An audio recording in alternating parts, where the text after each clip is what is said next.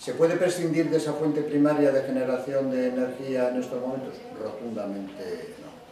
¿Se puede defender una energía nuclear como una fuente de aportación de energía barata? Porque es cierto que es barata, aunque tiene graves riesgos medioambientales potenciales.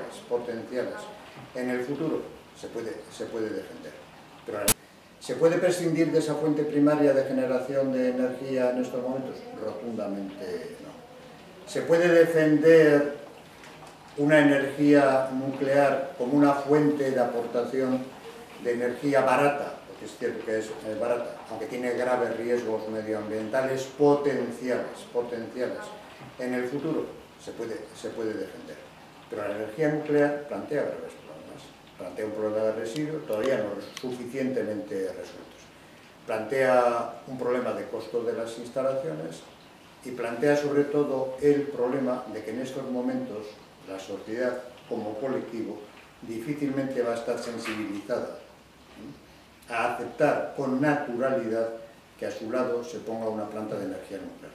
Todo el mundo, nadie discutiría que a 500 metros de su casa pues pase una autopista, pues porque eso le da un acceso más fácil, o que a 500 metros de su casa o a 200, al contrario, lo recibiría con cohetes. Hay una estación de metro, pero sin embargo se ve con recelo la energía nuclear.